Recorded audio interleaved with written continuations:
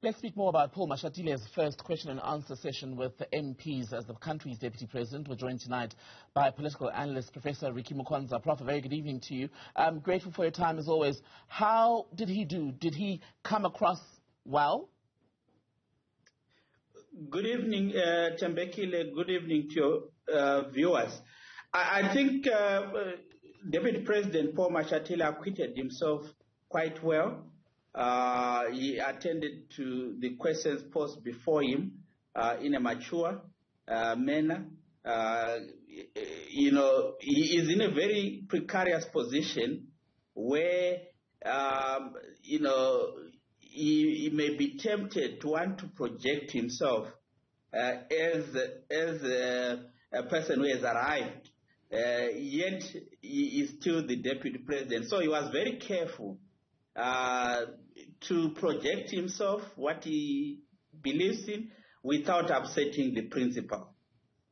And speaking of the principle, the issue of the Phala Phala farm investigations came up, fresh on the minds of MPs, of course, is a session in which yesterday a DA proposal to set up an ad hoc committee in Parliament to investigate the Phala Phala matter was rejected. But Mashatile says even though the ANC's majority in the House basically led to that motion failing, they are not shielding the president. How believable is that? I think the Deputy President is just maintaining the line of argument that the ANC has been presenting all along. And that line of argument says that let's allow due process to unfold, let's allow the institutions that have been tasked with dealing with the matter, exhaust the matter and ensure that it gets to its logical conclusion before people start concluding. I think he's just maintaining that line of argument. But is that a fair, honest line, and is that a line that they should maintain if they want to hold or want to be seen as a party that is anti-corruption at any level, especially given that there are multiple investigations? They've got a president who, yes, has not been found guilty of any wrongdoing, but they're also going into a crucial 12 to 18 months where South Africa is going into an election. I think it puts them in a very difficult position in the sense that it neutralizes them in terms of speaking strongly against corruption, because each time they do that, there is always a voice that says, but your president still has an issue that is still hanging. So I think it's a very tricky situation that the ANC finds itself in. Because as long as this Phala Phala issue is still hanging, they cannot be an effective anti-corruption agent. And President Ramaphosa has repeatedly said that he's done nothing wrong in the Phala Phala matter. His deputy today did say that the president has subjected himself and is cooperating with the multiple investigations into this issue.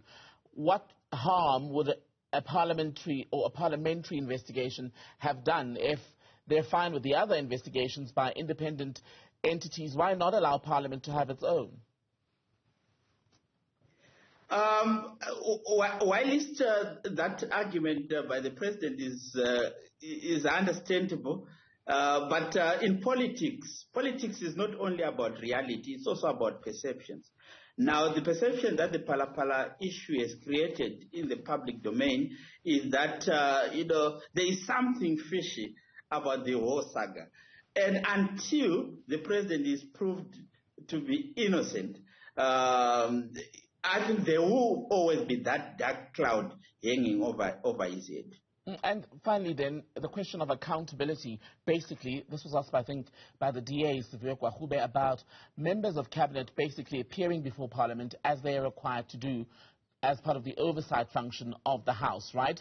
Today, Paul Mashatile spoke about them subjecting themselves to the processes, having to subject themselves, but they're not really subjecting themselves.